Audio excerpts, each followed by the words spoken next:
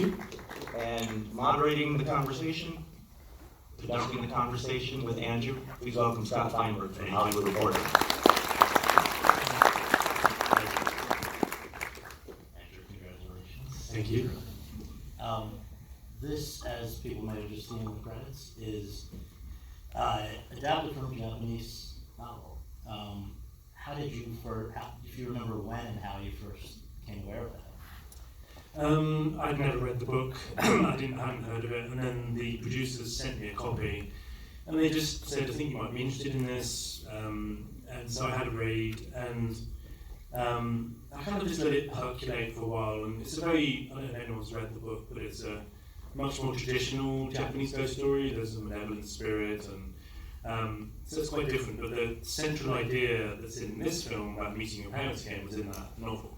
And it was strange, I just remember reading it, and you know, it's not about my life, it's about a guy living in Japan who is a screenwriter, which I guess I am. Goes back to his house, and I just felt like I was drifting back into my own past as I read the novel, and the more I thought about it, the more I thought how I could put myself into this story, and then started to adapt it. And you know, it's not gay in the original novel, so I changed that. I thought everyone was going to be like, oh God, really? Please don't do that. Well, so you've spoken about how personal this was made. You've made this to be. Aside, not just the fact that the protagonist is a gay man, but also right down to details like where you filmed some of this. Can you just talk about just more in depth about how you made it tailored to yourself and why that was important and helpful to do?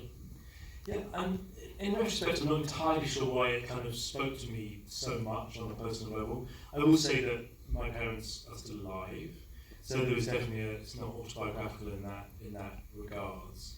But somehow it did speak to my understanding of kind of loss and grief and pain, I suppose, and how we store childhood pain or pain growing up, and then how as an adult we can't sort of get rid of that pain and it can stop us in our tracks. And so I was trying to work out how personal I should make it, and because it is about the past, I only had my own past really to go on, because it's quite a loose adaptation. So I spent a lot of time looking at my old photos, digging deep into my own memories essentially. And then the house that you see is my old childhood home where I used to live. And I hadn't been back there for 40-something years, 42 years. And stupidly I decided, oh, that'd be smart, let's go and see if we can film in that house. And the guy let us film in the house. We redecorated, obviously, to make it look close to how it looks in the film. But it was strange. I knew I was doing something that probably wasn't necessarily healthy. I mean, I don't have great memories of being in that house, so I didn't have a particularly happy childhood. So going back into that place was a strange environment. But I don't know, it felt like I sort of had to do it. It is about a story about a writer going back into his past. So I wanted to do that alongside the protagonist doing that too. Before we talk about your surrogate and the other actors in the story, let's talk about just the visual look of even just the film. You chose to shoot it in 35mm, just like your wonderful last film, 45 years. It doesn't necessarily make life easier to do that. Why was it important to do it anyway? Yeah, from the very beginning I knew I wanted to shoot on film. There's so much analog things in the film, records, photos. It just felt that to shoot on film would make so much sense for the texture of the whole piece. And just the way that we think about memory. Film just has a certain quality that does that. I think tonally it was a tricky one, this film, because it is a ghost story, but it's not really a ghost story, and it's not a horror film, it's not really a drama. And when I was trying to pitch the film, I was like, tell us what it's like. Another film, and I was like, oh shit. I actually can't really think of much, which sort of terrified me, because I'm like, okay, I have to try and work out how it is that I want to tell it. And I think shooting on film and all of those decisions you make, everything from colour to design to everything, is all about how am I going to create the right tone that this film can sit in, which is in some sort of strange liminal space that gets stranger as the film progresses. I can say, because I remember speaking with Charlotte Rampling back on 45 Years, and I've read with these, even though these actors have not been able to be out and about with you, they previously shared their experience of working with you. Actors love working with you, and I wonder how you went about casting this. Was there some, did you know from the start who you wanted in these 4 key roles, or was there sort of a casting process? It was definitely a casting process. Andrew came around pretty quickly. I knew I wanted the actor to be gay in real life. It's not always important, and I don't think it has to be, but for this it just made sense. There was too much nuance and subtlety that I wanted to get across, and I didn't want to have this conversation with someone that wasn't, so it was just easy for me. And that limits your options quite a lot anyway, because there aren't that many out gay actors. But I loved Andrew anyway as an actor, so it wasn't obviously just because he was gay. And I sat down with him, and he just really understood what this was trying to be, and really responded to it, so it was fantastic. And then Claire and Jamie came next, and it was a weird one, because then I'm trying to cast 2 people that make sense as his parents. I'm also sort of trying to cast my own parents at the same time. Again, not healthy. So there was a strange conflict, I think, a little bit. But I think they're both brilliant. I love them both, and they were so. It was interesting. I always did want the film to not just be about the experience of a gay person who has lost his parents. So when Claire and Jamie read it, they brought so much of themselves into it, and they are both parents. And I knew this was also about parenting. And Claire knew Andrew. And Claire knew Andrew, and she said, I just want to be his mum. I'm desperate to be his mum. So strange. Why would you want to be a grown man's mother? But I think actually that really helped, because to be honest, it really could not have worked at all, the idea that they're all the same age and having these conversations. And I think the way that Claire plays it is so motherly, but at the same time, I don't know, his friend. It's a really interesting way that she plays it. And then we spent a long time trying to cast Harry. I spoke to a lot of people, and then Paul read it and wanted to do it, and I was like, okay, great. I mean, This is the guy. you don't look and say no. And he's brilliant in it, and he'd want to work with Andrew. And watching the 2 of them together, I was like, yeah, they're great. Well, that's exactly where I wanted to go next, because they did not know each other prior to this. I believe they've said they did do things maybe at your encouragement to cultivate some chemistry and all that. Can you shed a little light on how they came to develop that? I just made them have sex with each other. Watching. It was a bit awkward, but it was good. We went to a concert together in London, and I could tell that they were really into each other, because they completely ignored me most of the day, and they were just talking to each other and putting their arms around each other. And I was like, okay, but you could tell that they really liked each other, and they're still really good friends now. Andrew had a birthday recently, and Paul was there. I did not get invited. So you say actors like me, maybe this is not entirely true. But I really think if you can get actors that want to work with each other, that care about working with each other, then there's chemistry already there, because they want it to be the best it can be. Claire Foy has, just to note a few things, her hair was modeled after My mother's her hair. mother's hair. That's awake. Now her voice, she has said, Yeah, she said this is the first time, which I find weird, that she's used her own voice in something, which is really interesting to me. I mean, I've said this now before, and she's probably going to get angry with me because maybe it's not true, but she's always been other people that are very far removed from her, I think. So I think this was a very interesting role for her to do. and maybe we can just dissect one scene with her that's amazing, and then particularly amazing when you know what was going on technically in the bed. Can you take us into what some of the challenges were that you guys were up against with that? Yeah, so it's the scene when they're in the bed, the 2 of them are talking, talking about what he and Adam would have dreamed of their life together.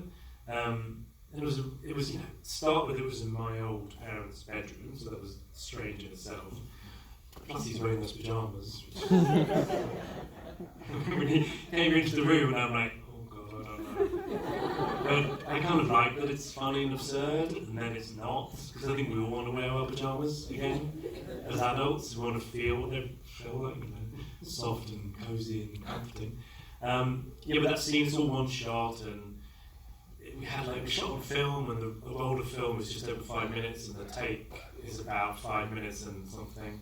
So the first 5 takes ran out by the end of the time, and we didn't have that much film. It was all just an absolute nightmare, but we got it in the end. But I love all those kind of pressures, so I kind of love I knew I didn't shoot any coverage for that scene, so I'm like, it's going to be one shot, it's going to have to work.